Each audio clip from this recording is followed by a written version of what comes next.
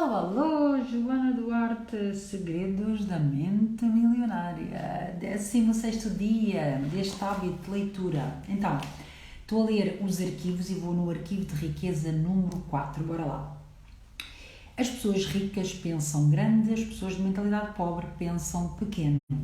Num dos seminários havia um professor formador que tinha aumentado o seu património líquido dos 250 mil euros para os 6 milhões de dólares em apenas 3 anos. Quando lhe perguntei qual fora o seu segredo, ele disse: tudo mudou a partir do momento em que comecei a pensar grande. Considere a lei dos rendimentos. A sua remuneração dá-se na proporção direta do valor que você juntar de acordo com o mercado. Este é um princípio de riqueza. A palavra-chave é valor. É importante conhecer os 4 fatores que determinam o seu valor no mercado: oferta, procura, qualidade e quantidade. A minha experiência diz-me que o fator que representa o maior desafio para a maioria das pessoas é a quantidade. Corresponde simplesmente a quanto do seu próprio valor realmente faz chegar ao mercado. Uma outra maneira de dizer isto é quantas pessoas serve ou consegue atingir. No meu negócio, por exemplo, há formadores que preferem ensinar pequenos grupos de 20 pessoas de uma vez, outros que se sentem mais confortáveis com 100 ouvintes na sala, outros que gostam de um público composto por 500 participantes e outros ainda que adoram plateias de 1000 a 5000 pessoas ou mais. Há diferença de rendimento entre estes instrutores? Podes crer que sim. No princípio deste livro, mencionei ter sido proprietário de uma cadeia de lojas de equipamentos de ginástica. A partir do momento em que pensei em entrar neste ramo, a minha intenção era de ter uma centena de lojas bem-sucedidas e atender milhares de clientes. A minha concorrente, que começou 6 meses depois de mim, tinha a meta de possuir uma única loja de sucesso. Resumindo, ela vive uma vida confortável e eu fiquei milionário. Como queremos nós viver? Como desejamos jogar o jogo? Preferimos pensar grande ou pequeno? A escolha é sua. A maioria das pessoas escolhe pensar pequeno. Porquê? Primeiro, por causa do medo. As pessoas morrem de medo do fracasso e também do sucesso. Segundo, porque se sentem inferiores e não merecedoras. Estes indivíduos não se consideram suficientemente importantes ou capazes de fazer uma real diferença na vida de alguém. Mas presta atenção, a nossa vida não diz respeito apenas a nós, mas tem também a ver com uma contribuição para a vida dos outros. Tem a ver com o facto de sermos fiéis à nossa missão e à nossa razão de estarmos neste mundo, neste momento. Tem a ver com o acrescentarmos a nossa peça ao quebra-cabeças que este planeta é. A maioria das pessoas está tão presa ao seu próprio ego que pensa: tudo gira à volta de mim, de mim e de mim. No entanto, se quer ser rico no verdadeiro sentido da palavra, isso não pode limitar-se a si. Tem de incluir o valor que acrescenta à vida dos outros. Buckminster Fuller, um dos maiores inventores e filósofos contemporâneos, disse: o propósito da vida é o de acrescentar valor à vida das pessoas desta geração e à das gerações vindouras. Cada um de nós veio ao mundo com certos talentos naturais, com habilidades específicas. Esses dons foram-nos dados por uma razão, para que os usemos e compartilhemos. Há pesquisas que mostram que os indivíduos mais felizes são aqueles que exploram ao máximo esses talentos. Parte da nossa missão na vida deve ser, portanto, partilhar os talentos e o valor que temos com o maior número possível de pessoas. Isto requer que se esteja disposto a pensar grande. Conhece alguma definição de empresário? A minha é: uma pessoa que lucra com a resolução dos problemas alheios. Exatamente. Um empresário não é nada mais do que alguém que resolve problemas. Eu pergunto-lhe, leitor, prefere resolver problemas de mais pessoas ou de menos pessoas? Se respondeu mais, tem de começar a pensar grande e tem de decidir-se a ajudar um grande número de pessoas, milhares, milhões até. O efeito disto é que quanto mais gente auxiliar, mais rico ficará nos planos mental, emocional, espiritual e, por fim, financeiro. Não se iluda, neste mundo todos temos uma missão. Há uma razão para que esteja vivo neste exato momento. No livro Fernão Capelo Gaivota, ai que emoção, ele fala do livro do Fernão Capelo Gaivota, não fazia ideia, de Richard Bach.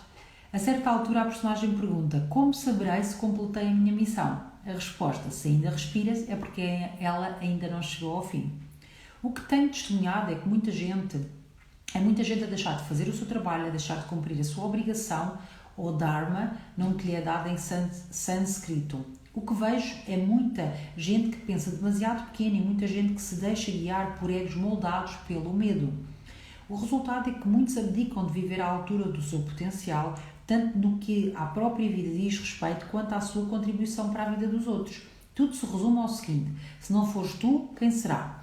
Volto a dizê-lo, cada um de nós tem um propósito exclusivo na vida. Suponha que é um investigador que compra imóveis para depois os alugar e ganhar dinheiro com o fluxo de caixa e com a valorização. Que ajuda estará a prestar? Você agrega valor à sua comunidade, auxiliando famílias a encontrar casas confortáveis que de outra forma elas talvez não chegassem a conhecer. Mas a questão é, a quantas famílias e pessoas pode você dar essa contribuição? A sua intenção é ajudar 10 em vez de uma, 20 em vez de 10, 100 em vez de 20, é isto.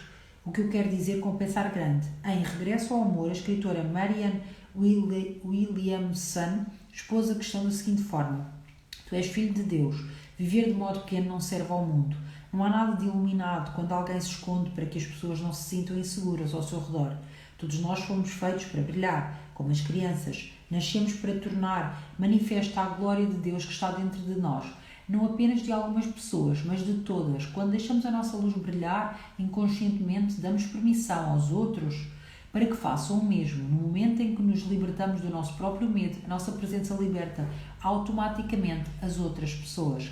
O mundo não precisa de mais gente que viva de modo pequeno. Está na hora de parar de nos escondermos. Está na hora de irmos à luta. Está na hora de deixarmos de precisar e de passarmos a conduzir. Está na hora de começar a partilhar os talentos em vez de os esconder ou de fingir que não existem. Está na hora de dar início ao jogo da vida em grande estilo. A história de sucesso de Jim Rosemary.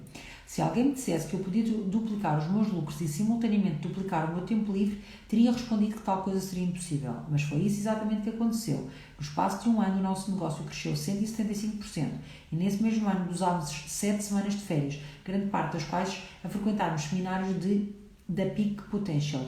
Isto é espantoso, tendo em conta que tínhamos taxas de crescimento incipientes nos 5 anos anteriores e batalhávamos para garantir pelo menos 2 semanas de férias por ano. O facto de ter conhecido o Harv Eker e de me ter envolvido com a Peak Potentials permitiu-me conhecer-me mais profundamente e valorizar a abundância na minha vida. A minha relação com a minha mulher e com os meus filhos está incomensuravelmente favorecida. Vejo agora mais oportunidades do que aquelas que alguma vez sonhei ter. Estou plenamente convicto de ter começado a trilhar o caminho certo no sentido de sucesso em todas as suas variantes. No fim de contas, pensar e agir pequeno só leva a uma vida de sacrifícios e de insatisfação.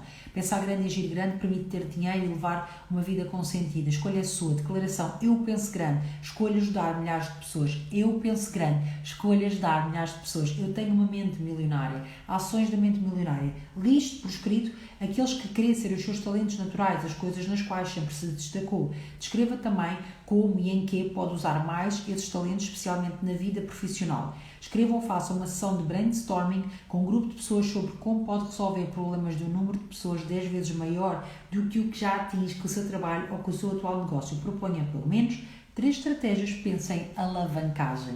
Então assim terminei o arquivo de riqueza número 4, amanhã vou para o número 5, continuar o meu compromisso, hábito de leitura diário. Até amanhã!